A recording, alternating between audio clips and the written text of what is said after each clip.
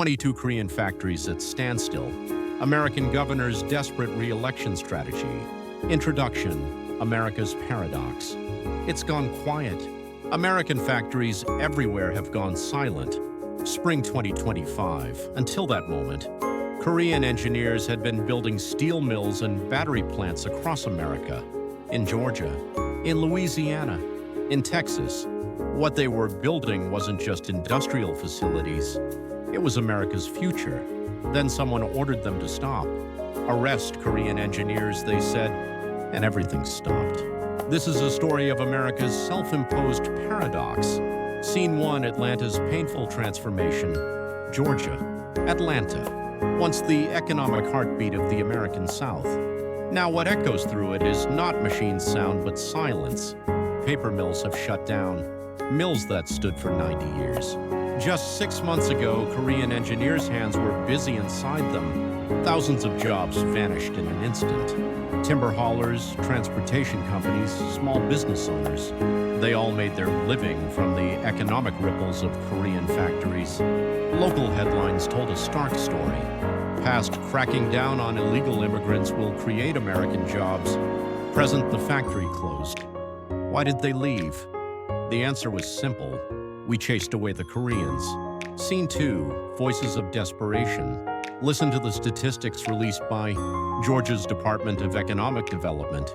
Expected jobs from the Hyundai project, 15,000. Reality, those jobs never materialized because Hyundai stopped investing.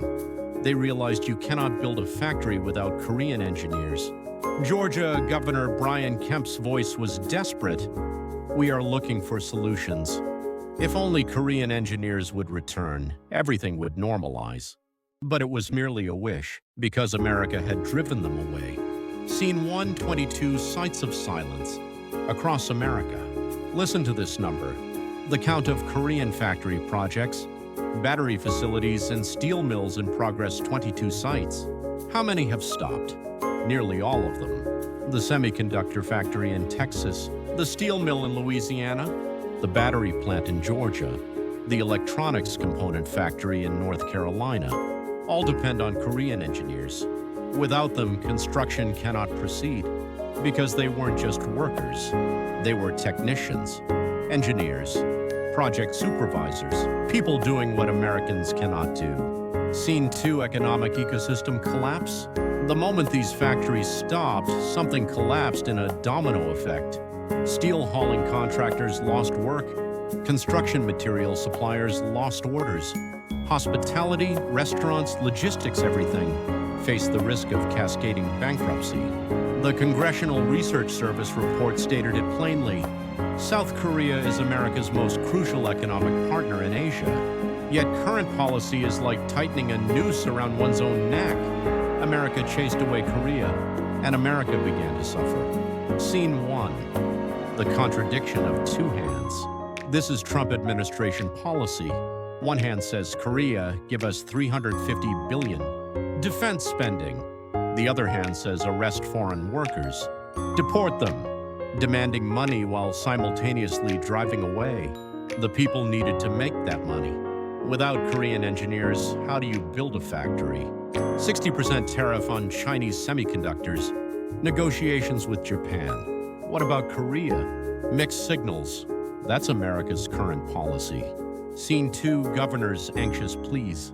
Louisiana Governor Jeff Landry held a press conference recently. His words were urgent. The Hyundai steel mill must be built. Our plans have not changed.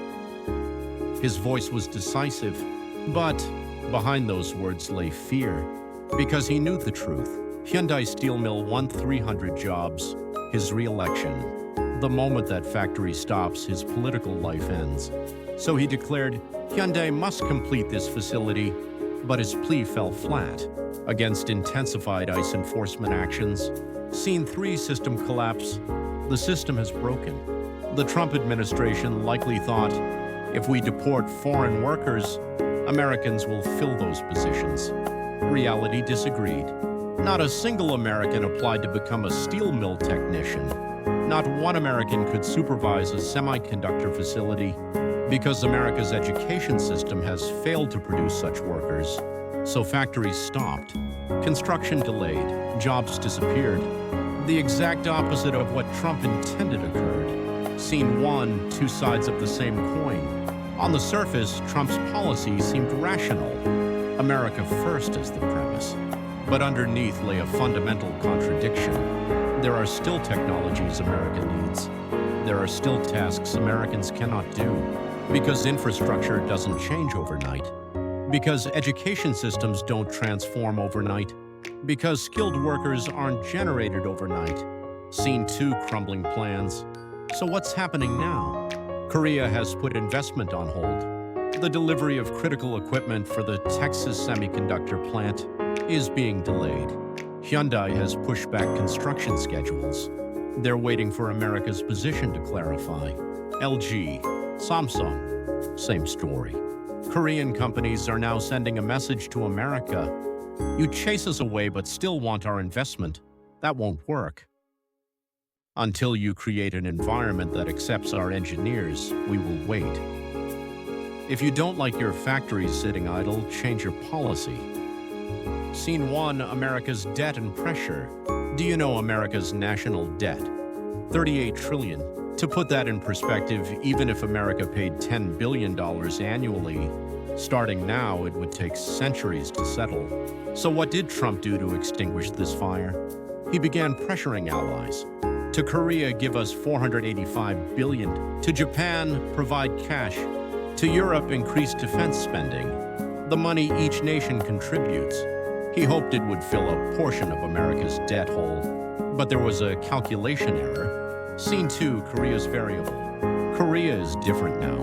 In the past, it would have complied with American pressure. But Korea today is thinking, will our money solve America's debt, or will American pressure just continue? If we don't accept engineers, won't our investment become meaningless? Korea is silent, but that silence is resistance. Scene three, a shift in global order. Global economics has entered a new tug of war. Past strong nations pressure weak ones. Present weak nations resist strong ones through strategy. What is that strategy? Investment holdback, technology supply cutoff, waiting, silence. Korea is demonstrating not mere resistance, but the wisdom of survival. 22 factories. That's not just a number. It's Korea's negotiating power. It's American governors' anxiety. It's a shift in global economic order. 2025. American factories remain silent. Korean engineers haven't returned. Construction is delayed. Governors are anxious. The Trump administration faces a choice. Accept Korean engineers? That undermines America first. Or continue expelling them? Then America's industry itself collapses. Korea has already given its answer. Through silence. No one knows how long that silence will last. But one thing is certain. The ball is now in America's court. Not Korea's resistance, but America's choice is needed. Until that choice comes, America's factories will remain quiet. 22 Korean factories at standstill. It's a consequence of America's own mistake. It's reality born from policy contradiction. It's a small nation's momentous decision.